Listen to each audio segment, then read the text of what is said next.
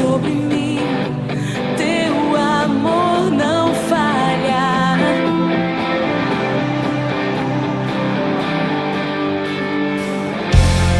Tu és o mesmo pra sempre. Teu amor não muda. Se o choro dura uma noite, a alegria vem pela manhã.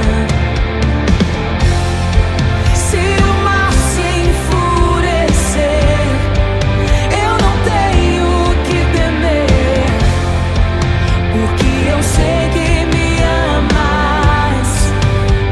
Teu amor não falha. Oh, Jesus, Jesus.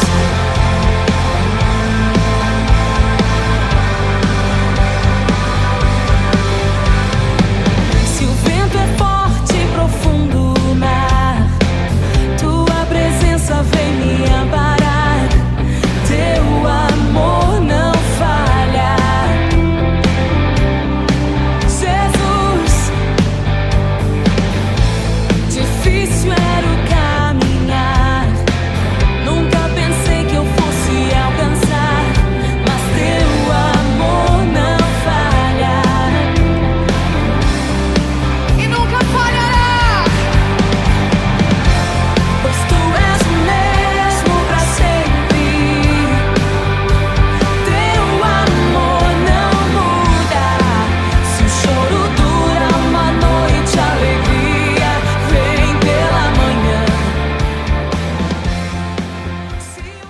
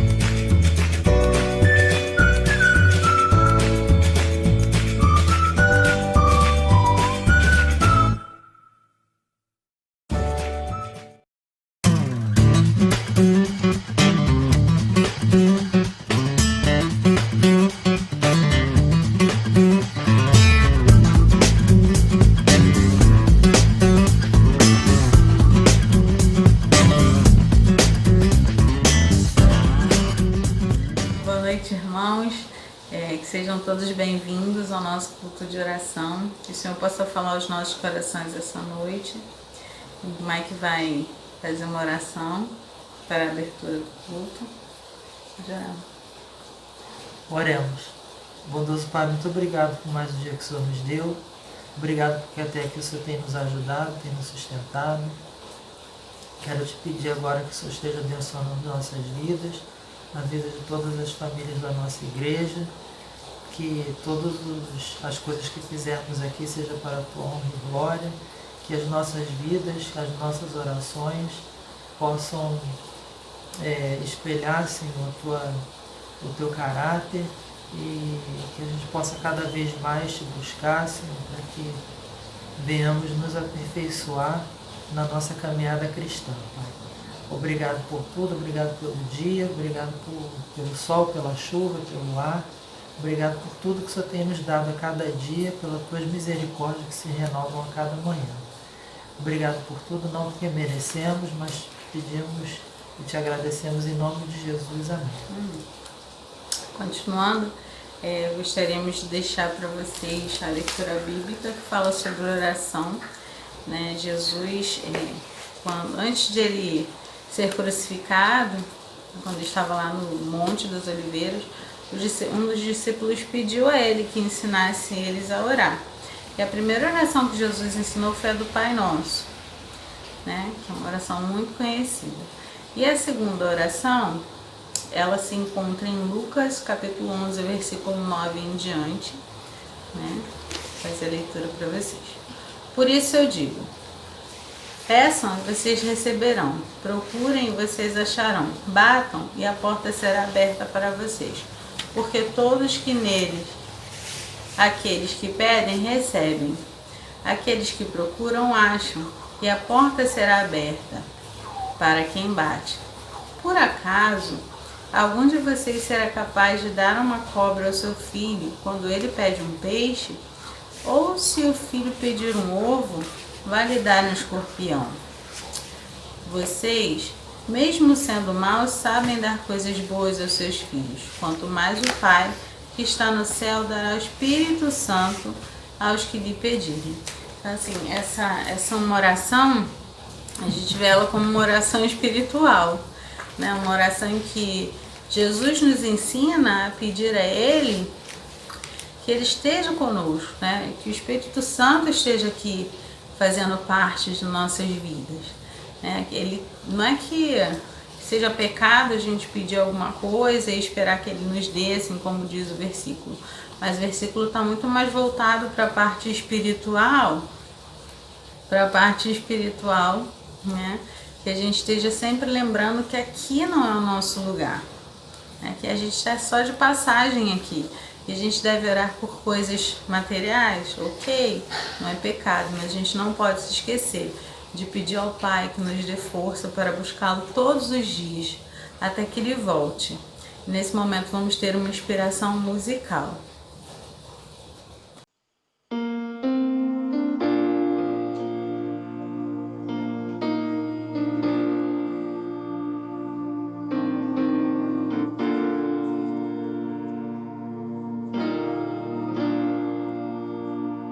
Na oração encontro calma, na oração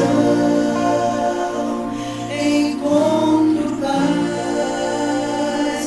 Orar a Deus faz bem à alma, falar com Deus me satisfaz.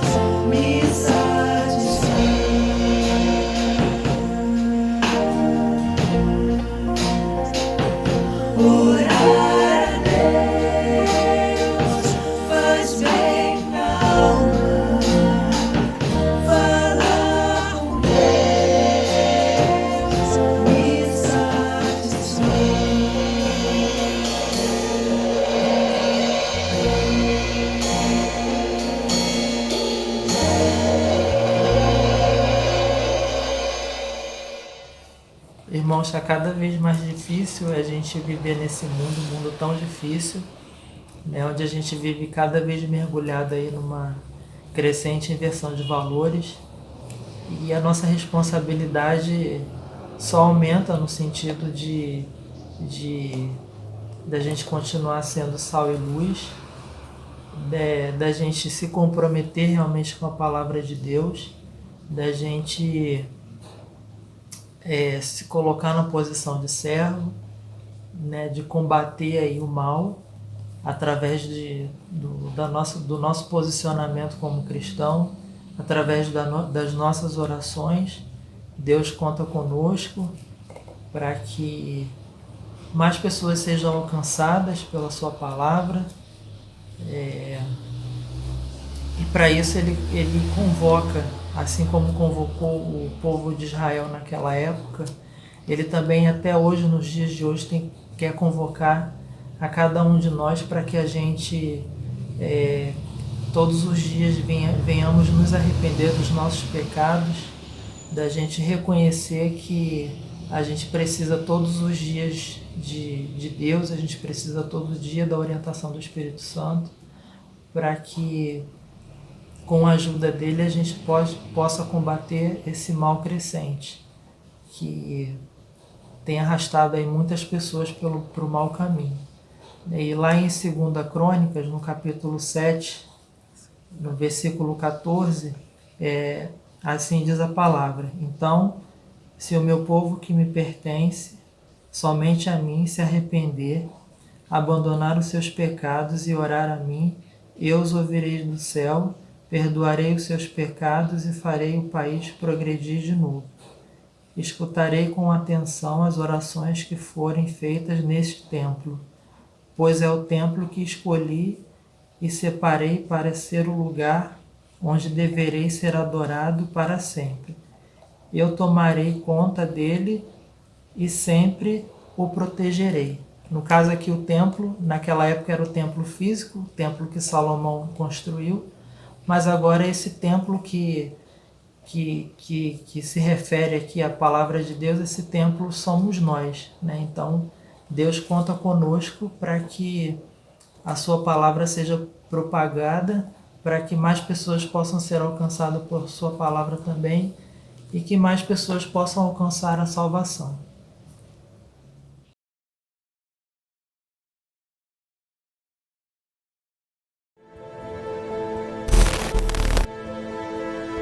Este é um caos social que não escolhe cor, raça ou status. Aqui encontramos milhares de pessoas que perderam tudo para alimentar este vício mortal, o crack. Mais duro ainda é olhar para as ruas e ver crianças que não escolheram estar aqui. Escolha? Essa é uma palavra que não existe em nenhuma dessas pequenas vidas. Elas são vítimas desde o ventre da mãe.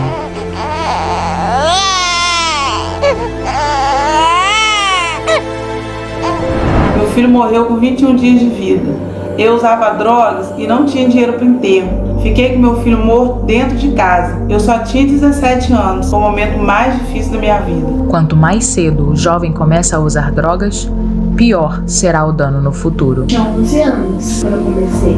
Aí conseguia mais largar a droga. Ficava todo dia usando droga. Impactar a vida de uma criança é a oportunidade que temos para evitar que ela se torne um adulto usuário de drogas. Unidades coordenadas por missões nacionais implementam o programa Viver e atendem, em média, mais de 10.000 crianças por mês.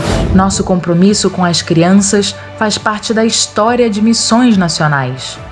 Ao longo desses 113 anos, abrimos escolas, realizamos centenas de ações Jesus Transforma e cuidamos da saúde física e emocional de milhares de brasileirinhos. Diversas crianças ainda têm sua infância roubada, jovens estão perdidos e milhares de adultos não conhecem esse amor. Precisamos refletir e rever a nossa visão missionária, que muitos estão perdendo, de procurar amar mais o próximo, de procurar servir mais. É voltar a olhar com os olhos de Deus. confiamos em nosso Deus e nesse amor que continuará levantando pessoas para a obra. Aceite você também este desafio de amar o Brasil. Junte-se a nós, interceda, invista e sustente cada vez mais os projetos que influenciam diretamente na vida dos brasileiros que ainda não conhecem o amor de Deus.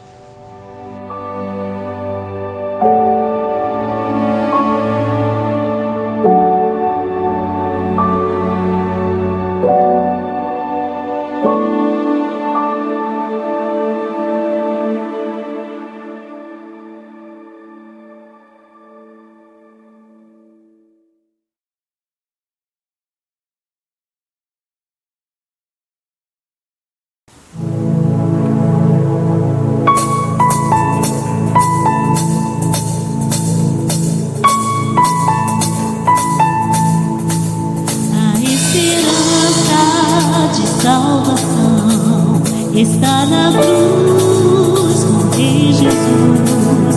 Por sua graça encontro paz e ao perdido vida.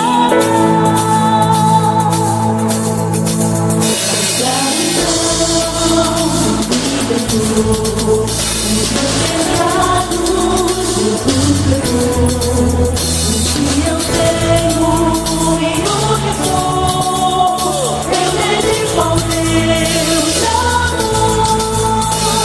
O Evangelho eu fui chamado a proclamar, e ao aflito despertar, sempre eu vou falar com poder. E minha vida transformou, eu vou amar, porque Ele amou, multiplicar, para avançar, sem olhar, pela minha nação, vou servir. E o dom repartir.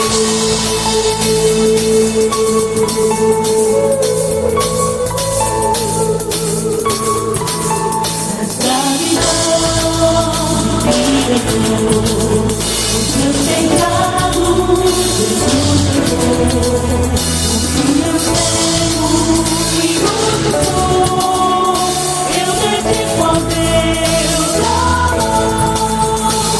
O Evangelho eu fui chamado a proclamar, e ao aflito resgatar. Nesse tempo eu vou falar com você.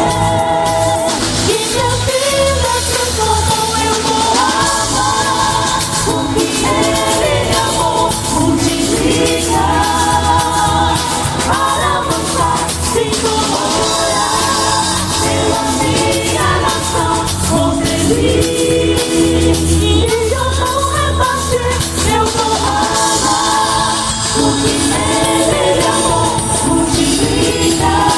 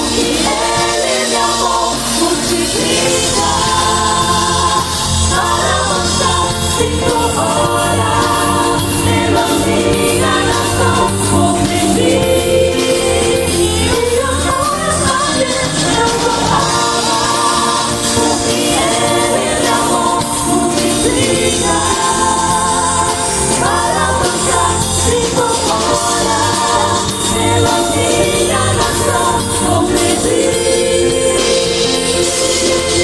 E o pão repartir.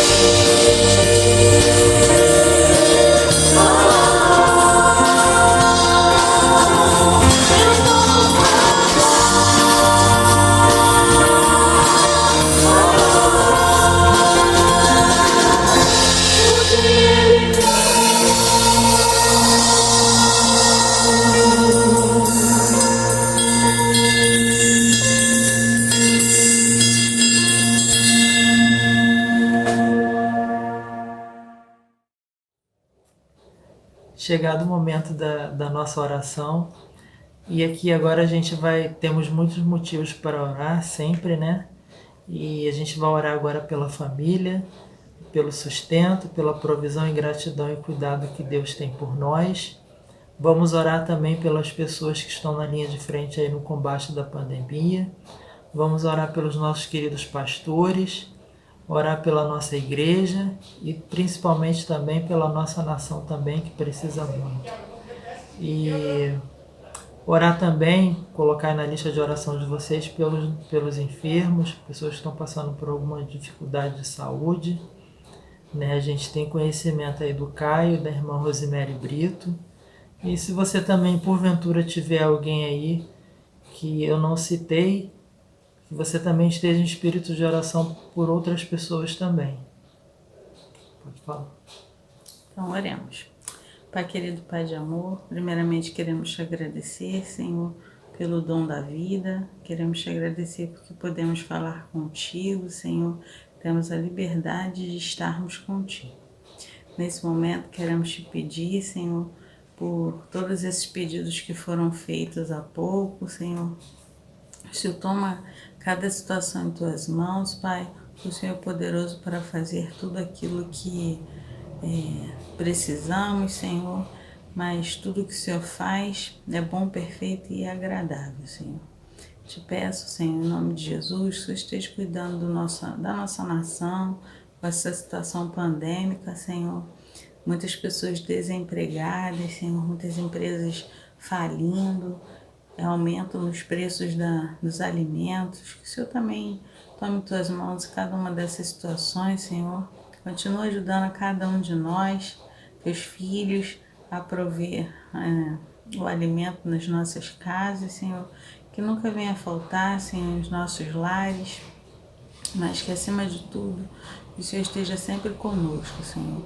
Porque nós sabemos que os dias são maus, são difíceis, Senhor. Tua palavra diz que no mundo nós teremos aflição, mas que devemos ter bom ânimo, Senhor, para poder enfrentar os dias maus, porque o Senhor venceu por nós. E assim nós cremos que um dia estaremos contigo na glória, Senhor. Mas enquanto aqui estivermos, te peço em nome de Jesus, Senhor, nos dê força para vencer todas as situações difíceis. Seja com os enfermos da nossa igreja, Senhor, nossos pastores, Pai, todos os nossos irmãos em Cristo. O Senhor possa ir de encontro a cada um nesse momento. O Senhor sabe a necessidade de cada um, Senhor. Que o Senhor possa estar ali, tocando em seus corações, sustentando, restaurando, Senhor. Pessoas também, Pai, que agora me veio à mente aí, doentes, Senhor, com relação à parte emocional, Senhor. Estão aí com depressão, Pai. Toma cada um em tuas mãos, Senhor, porque a quantidade de suicídios aumentou muito durante a pandemia. O Senhor tenha misericórdia, Senhor, e possa acalmar o coração de cada um, Senhor, principalmente os aflitos nesse momento. Com o decorrer do culto, Senhor, que tudo que for feito, falado, seja para a honra e glória do seu nome. É tudo que te pedimos, te agradecemos em nome de Jesus. Amém. Amém. É só um pouco mais, um pouquinho mais, abrirei aí te buscar. Amor real, ao rio de paz, ao céu que Deus chamou de lar. É só um pouco mais, um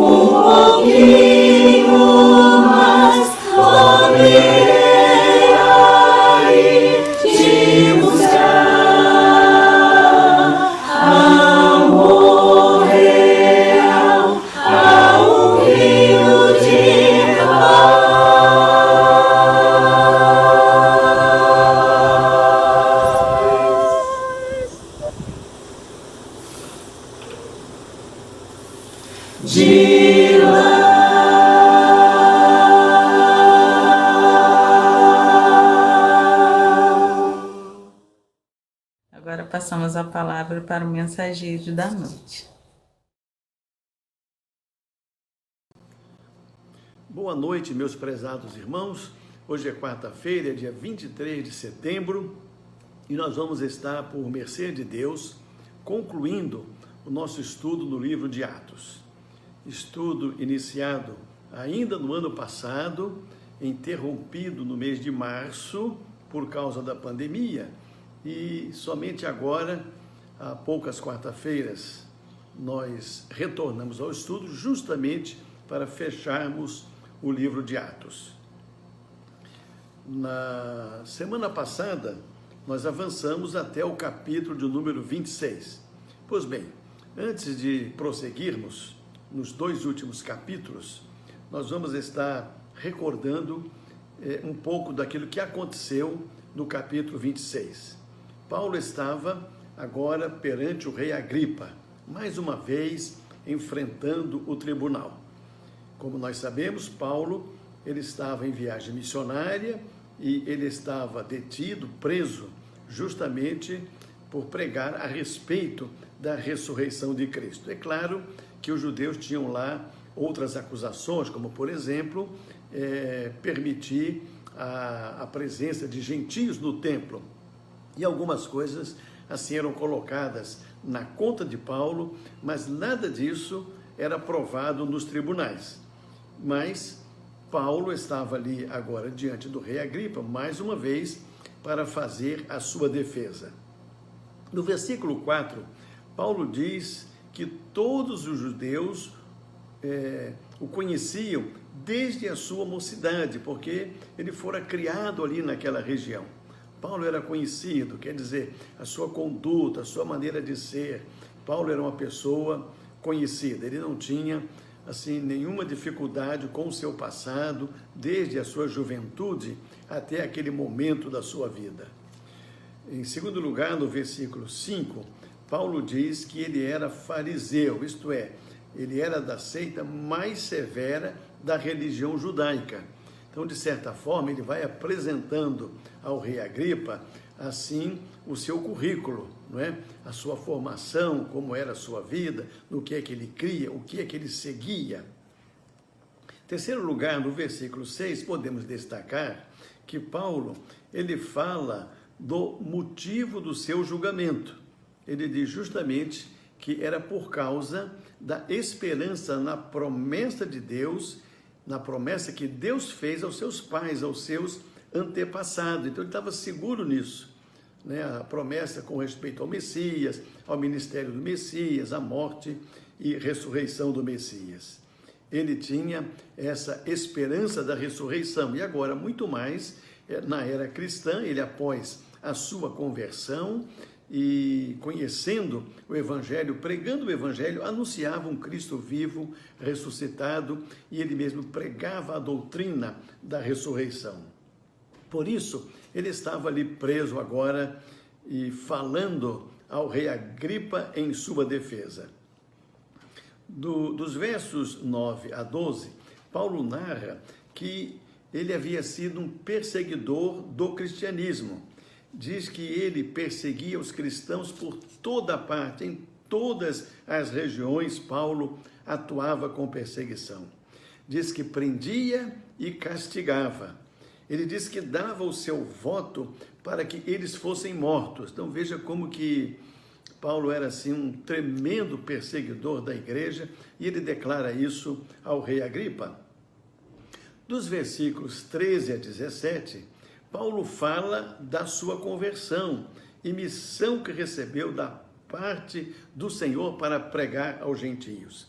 Então ele testemunha agora desta mudança na sua vida, daquele momento em que o Senhor lhe apareceu e houve uma genuína conversão, e ele ainda recebe da parte de Deus uma missão de ser um pregador, de levar a mensagem aos gentios. Verificamos também no versículo 18 que Paulo ele fala justamente da mensagem que deveria pregar. Ele diz que seria a mensagem de conversão das trevas para a luz. É sobre isso que ele deveria pregar. Esta é a mensagem que ele deveria levar aos gentios. Uma mensagem de conversão das trevas, naturalmente referindo-se ao pecado das trevas, para a luz de Cristo Jesus. Mensagem de conversão da potestade de Satanás para Deus. Quer dizer, uma mensagem de libertação, tirando as pessoas, os gentios no caso, né, de uma escravidão ao inimigo para uma submissão ao poder de Deus. Mensagem de remissão de pecados e de herança celestial. Portanto, uma mensagem de esperança para os gentios. E ele recebeu isso do Senhor de uma forma muito clara, e ele declara ao rei Agripa que esta era a sua mensagem, a sua missão era pregar esta mensagem aos gentios. Em sétimo lugar, Paulo, ele prossegue a sua defesa, testemunhando do livramento que Deus havia lhe dado. Livramento justamente da mão dos judeus que queriam matá-lo. Haviam arquitetado um plano para matá-lo. E ele faz esta revelação ao rei Agripa, desta intervenção de Deus para a salvação da sua própria vida. Em oitavo lugar, no versículo 28, Agripa, ele declara que quase foi convencido a se tornar um cristão. Tamanho o peso do testemunho do apóstolo Paulo. Eu fico imaginando, meus irmãos, a segurança com que Paulo falava. Primeiro, da pregação. Segundo, da sua conversão. Terceiro, da missão que recebeu. Paulo se apresentava perante as autoridades com muita segurança, com muita confiança. E, naturalmente, esta palavra, esse testemunho de Paulo impressionou o rei Agripa, ao ponto dele dizer que quase se converteu ao cristianismo.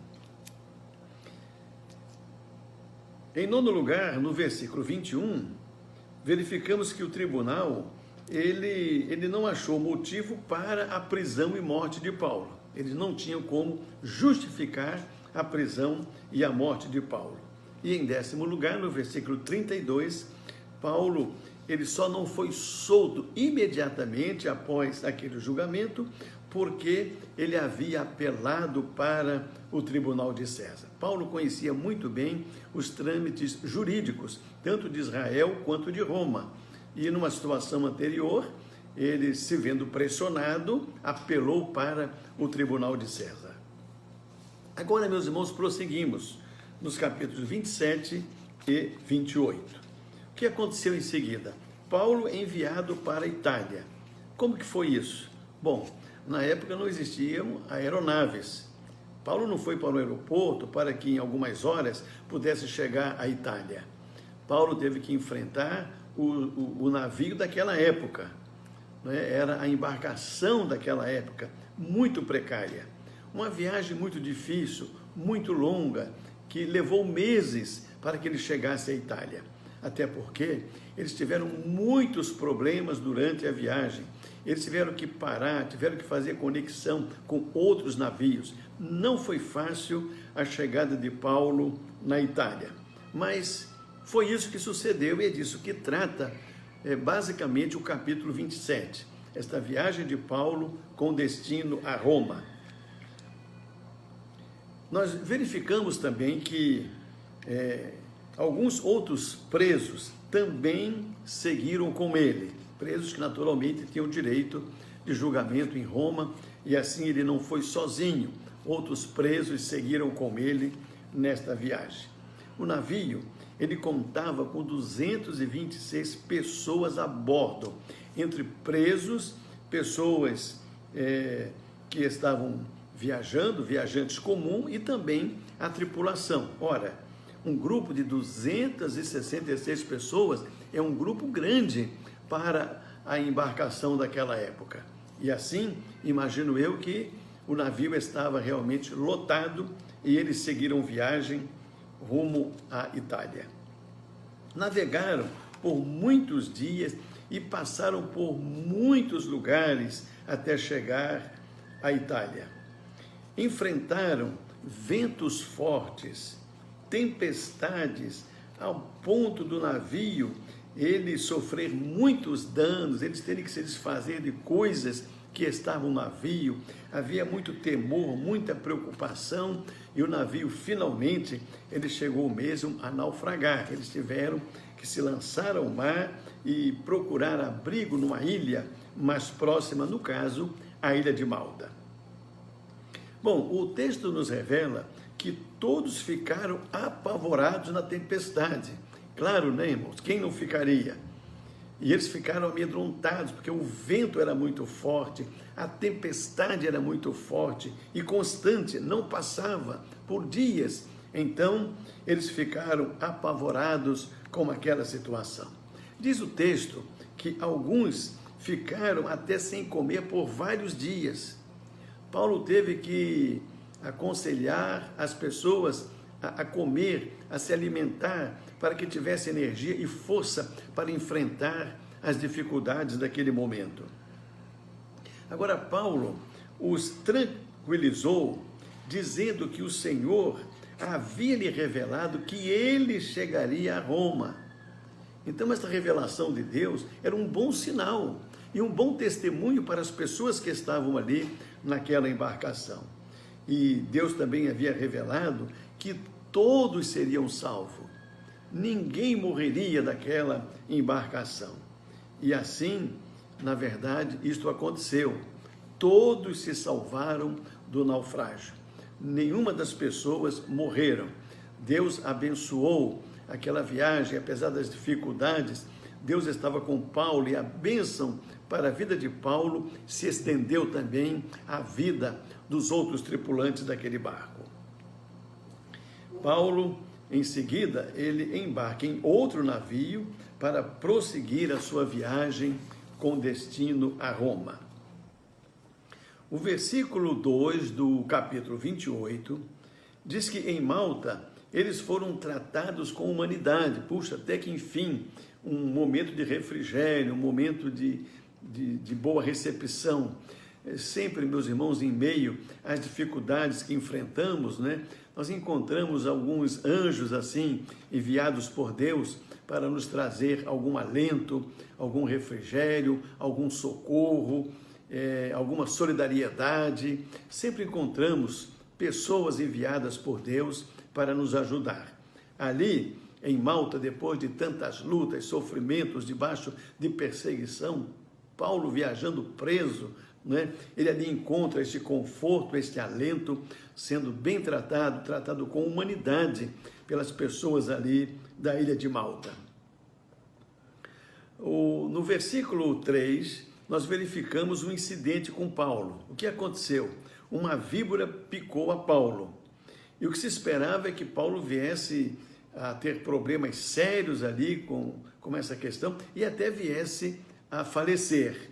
E as pessoas ficaram esperando para ver o que ia acontecer, quais as reações que Paulo teria. Mas o que aconteceu é que o povo percebeu que Paulo estava bem, nada de pior aconteceu a Paulo.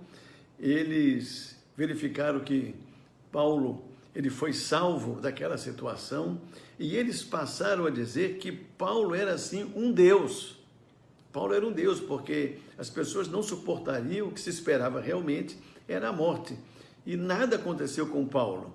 Então, Deus livrou a Paulo, realizando um milagre na sua própria vida. Isto foi de grande testemunho para aquelas pessoas da ilha de Malta, ao ponto deles passarem a dizer que Paulo era como um Deus. Bem, a viagem prossegue no navio alexandrino até que finalmente eles chegaram a Roma. Paulo tinha em todo o tempo com ele a guarda de Roma. Ele era um preso e ele tinha sempre ali um soldado que era responsável pela sua prisão. A sua prisão em Roma foi uma prisão domiciliar. Então Paulo alugou uma casa e ele ficava ali, não podia estar circulando pela cidade, não podia visitar as sinagogas e tinha sempre ali o guarda responsável por ele, pela sua prisão, de sorte que ele não tinha liberdade. Ele ficou preso em domicílio ali em Roma. Mas o que aconteceu, meus irmãos, é que Paulo, ele tinha consciência de que ele estava preso em favor de Israel. O versículo 20 diz que Paulo estava preso pela esperança de Israel. Então, tudo que Paulo havia enfrentado até então, desde a sua conversão, desde as suas viagens missionárias, enfim, tudo que Paulo realizava, ele visava o bem de Israel, a esperança de Israel. A mensagem dele era uma mensagem de esperança, falava daquele Messias prometido de Israel. Que pena que os judeus da sua época não compreenderam tão facilmente assim a mensagem e por isso rejeitaram a Cristo tantas vezes. Mas ele tinha consciência disso, de que a sua missão era pregar e a sua pregação era de esperança para Israel. No versículo 23, nós verificamos que Paulo, mesmo preso no seu domicílio, ele pregava em Roma. Muitas pessoas vinham à sua casa. Naturalmente que a notícia se espalhou, que Paulo estava ali como prisioneiro e a fama de Paulo corria por todos os lugares. Então as pessoas iam à casa de Paulo justamente para ouvi-lo. Então o texto nos fala que as pessoas vinham à sua casa e ali ele lhes dava testemunho de manhã e à tarde. Ele passava o dia testemunhando, ensinando a palavra na sua casa. Paulo lhes falava por meio da lei e dos profetas. Afinal de contas, ele era um profundo conhecedor da Bíblia, do Velho Testamento. Ele pregava com autoridade sobre a lei e sobre os profetas. Era a porta de entrada, era a introdução da sua mensagem para sempre estar anunciando a Cristo Jesus. Paulo lhes falava, e nos diz o texto, que alguns foram persuadidos, alguns se converteram, outros, porém, continuaram incrédulos. É assim, meus irmãos, que acontece também nos nossos dias, não é isso? Nós testemunhamos, evangelizamos, levamos a palavra e alguns se convertem e outros permanecem com o coração endurecido. Mas a nossa missão é esta. Paulo esteve diante de tantas pessoas simples, pessoas do povo, mas também diante de autoridades, diante de reis, como vimos no capítulo anterior, no capítulo 26, até o rei Agripa quase se converteu. Ele esteve diante de sacerdotes, diante de autoridades da sua época, né? Alguns ouviram, alguns quase se converteram, mas assim mesmo endureceram o seu coração. O que vale, meus irmãos, é contarmos aqueles que creram e que se converteram.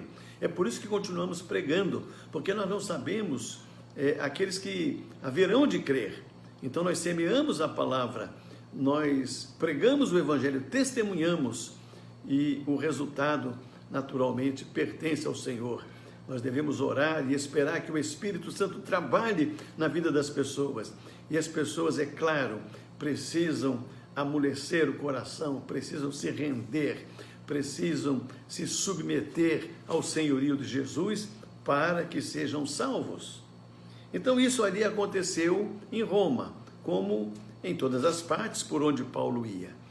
As pessoas ouviam o evangelho, eram ensinadas, alguns aceitaram e outros rejeitaram a palavra. Versículos 25 a 28, nós vamos estar lendo esses versículos, de 25 a 28, no último capítulo do livro de Atos.